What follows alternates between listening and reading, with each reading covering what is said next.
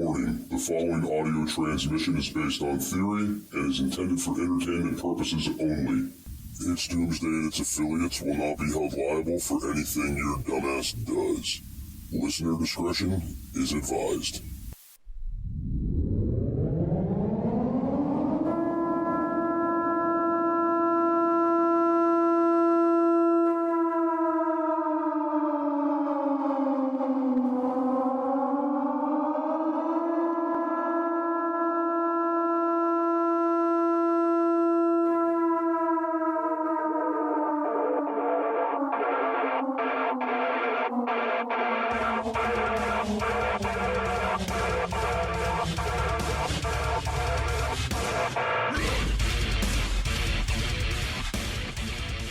Today is June 10th, 2023. Time is 7:48 p.m.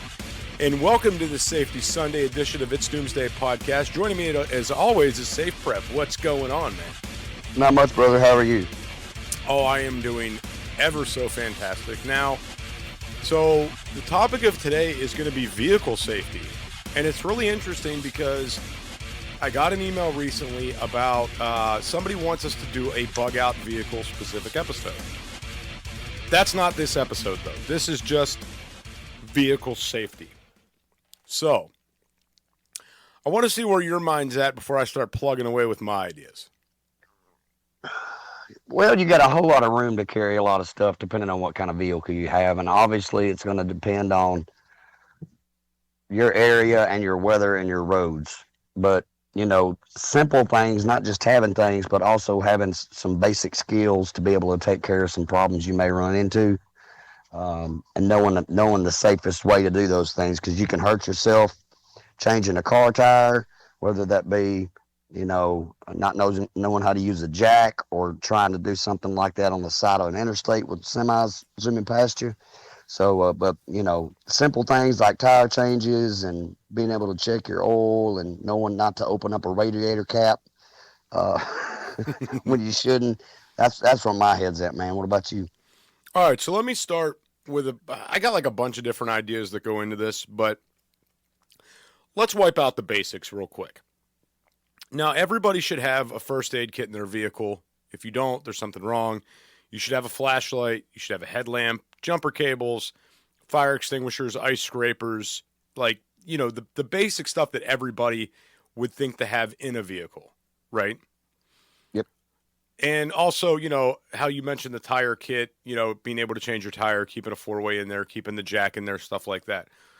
But there are things that kind of play to be a little bit different depending on circumstance that could that could boost up your safety, boost up survival. So let's take the tire, for instance. You go to change a tire. That is completely different from the winter to the summer, right? Mm-hmm. So in the winter, there could be snow on the roads. Now you're going to wish you had a shovel in your vehicle so you could clear out a space around that tire to be able to work on it easier. Metal gets cold as shit in the wintertime. Now you're going to wish you had gloves or hand warmers for working on that tire, right? Yep. So seasons change a lot of these things, right? Well, let's stay on tires, man.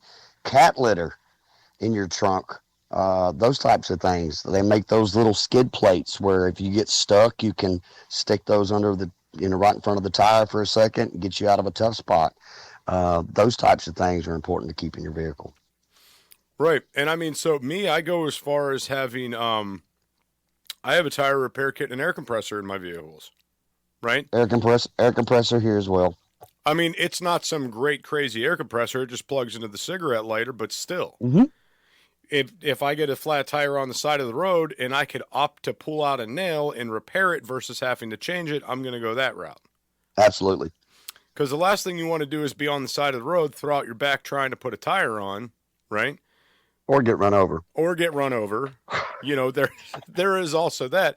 Let's talk about that too. So let's talk about the whole ran over thing. So I remember being younger, and I wasn't even in my own vehicle. I was in my parents' truck, and I was on some highway, dude, going out through West Virginia. I think it was like 75 or something like that.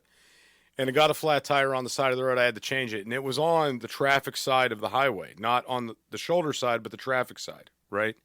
Far right lane, SafePrep. Far right lane. Yeah. And there's cars driving by 85, 90 miles an hour, and I've got like a couple feet between me and traffic to work on this truck. Because there was nowhere to get off for miles, and it was all like Jersey barriers on the side of the portion of highway I was on. I couldn't go anywhere. I really wish I would have had a vest, like a safety vest or road flares or something. I didn't have shit. Yep. Just had a I hell keep of a a set. reflective safety vest in my truck. So I just had a hell of a set of balls. That's how I got it done. So I'll have to tell my story quick because you took 2 minutes. But several years ago, when it snows in Tennessee, like the potholes just come out of nowhere. Right. And it goes from a 4 or 5 lane down to a 2 lane close to where my exit's at. And I come over this hill where it goes from 4 lanes to 2 lanes. And I'm in a rental car, man, like a little go-kart. And there's like 17, 11 potholes. And it blew out both my front 2 tires. There's people on the side of the road already with their tires flat. So I'm sitting on the shoulder of the interstate right next to the potholes to put holes in all these tires. I said, screw this, and limped the car down to the next exit and got off where I could do it safely.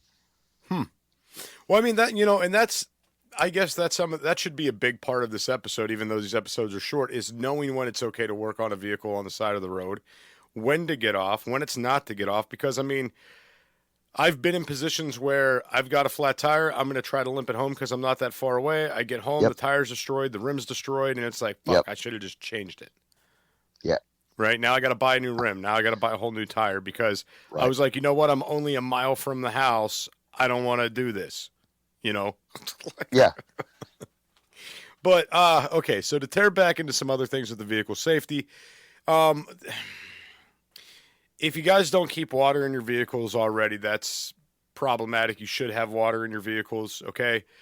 Back to the idea of alerting people that you're on the road. The idea of having a vest or flares or some of these new electronic flashing triangles, something like that to alert other motorists that you're on the side of the road, okay? It is not uncommon to be broke down on the side of the road waiting for AAA, waiting for one of these companies to tow your car out of there, and your battery dies, and now your 4-ways don't even work. Which is very likely to happen because it's going to be several hours before a tow truck gets to you. Right, and especially if it's a situation where you want to keep your lights on because it is nighttime, once that battery's dead, that battery's dead. And I mean, I think I would much rather have, a handful of flashlights or one of those flashy triangles or road flares versus sitting there in the dark.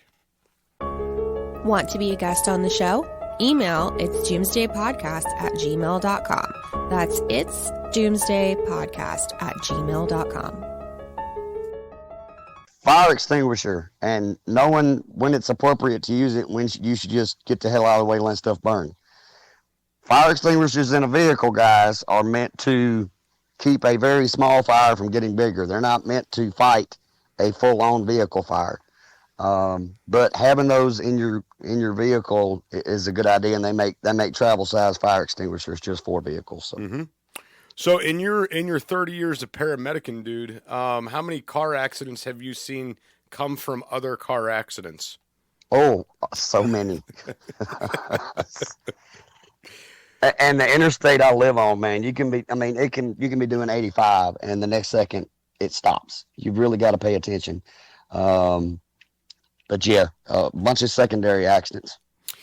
Now, to go full on more into this with the vehicle safety, so depending on where you break down at, depends on how you're going to traverse from that vehicle, right? Yep. So it doesn't hurt if you're worried about safety, security, things like that. It doesn't hurt to have defensive weapons in your vehicle. If you carry a handgun and you find yourself on foot, it doesn't hurt to have a holster. If it's a gun you keep in your vehicle and you want to put it on your person and go with you, doesn't hurt to keep a holster and a bag in there. It doesn't hurt to keep backup ammunition. I mean, we will get into bug out vehicle stuff later, but just for right now, argument's sake, like when I leave the house in my vehicle, dude, I've got, the basic safety stuff, jumper cables, tow straps, all that good shit. But I also have backup ammo, I have water, I have a good knife, I have things like that in case I got to trek it, in case I got to go on my own. I don't know if I broke down right outside of a bad neighborhood where someone's looking to take what I have, I don't know if I broke down in a good neighborhood where they might try to take me out because they think I'm the problem. You don't know. Absolutely.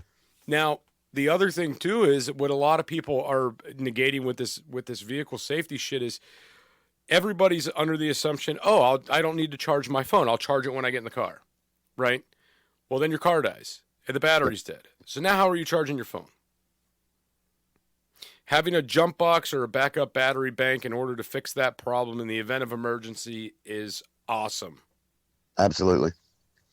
Yeah, man. It does not have to be complicated. You can go to Walmart and go to the automotive section, and they have several different choices of some very basic, granted it's mostly cheap stuff, but they have emergency roadside kits that are going to have different tools in there. Or you can put together your own kit, buy quality things, but it's not just having this stuff, guys. A lot of our listeners are female. I'm not shaming females at all on changing tires, but we want you guys to be able to take care of yourselves.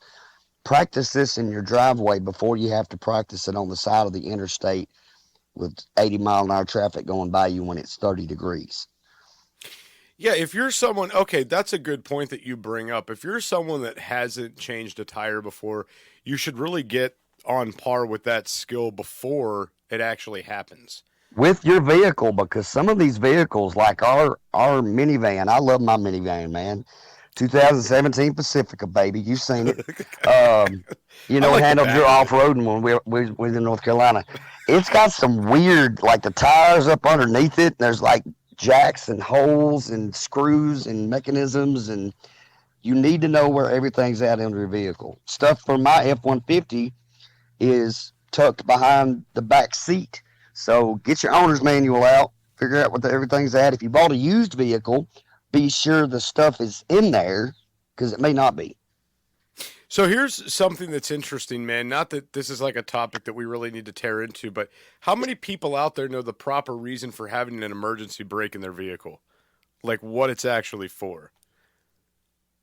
I don't know. You don't know? I don't know what's going to come out of your face hole. So here's the thing. When you're in a vehicle, brake lines can fail.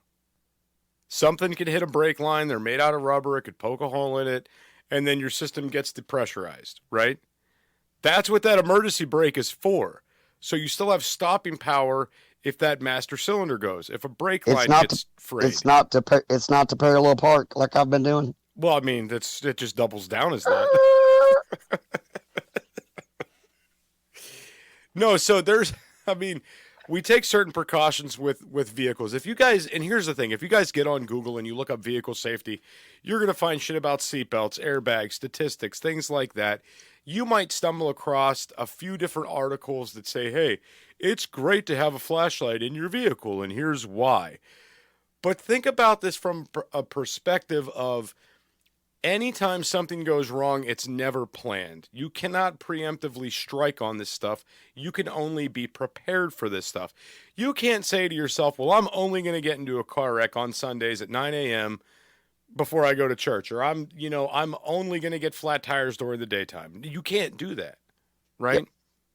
Changing a flat tire in the dark is a pain in the ass, and we've dumbed down SafePrep. I used to have a 95 Chevy Silverado. The coolest feature on this truck is if you went underneath the hood of the truck, there was a retractable string light, like a little work light that went all around the truck, dude. Oh, that's cool. Yeah, and then you just wound it back up and it just stayed under the hood. They don't make shit like that anymore, dude. I got like 17 flashlights in my truck. I'm a little bit of a flashlight connoisseur. What's your favorite flashlight?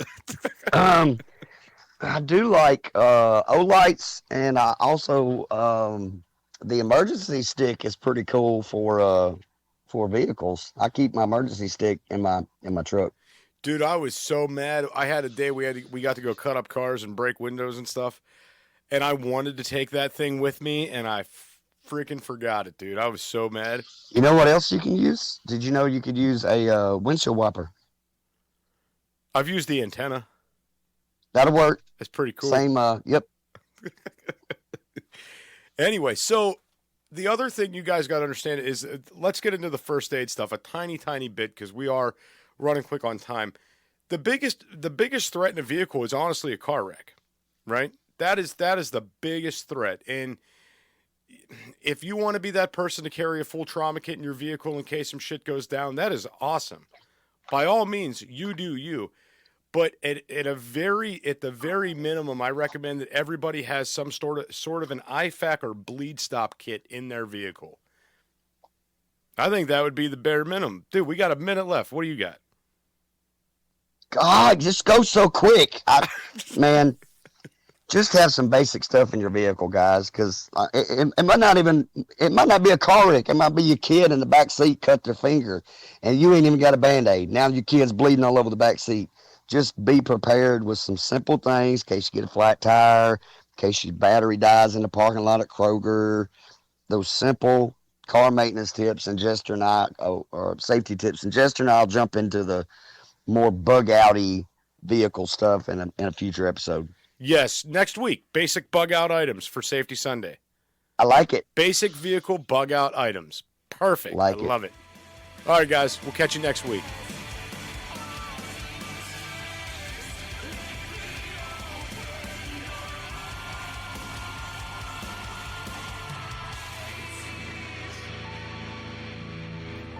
This is an emergency action message.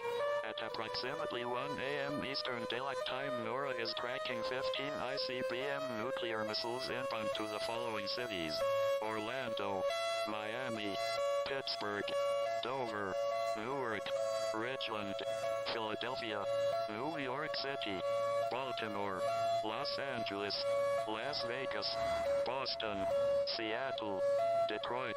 This is an extremely deadly situation. Stay tuned. The next emergency message will be a presidential address.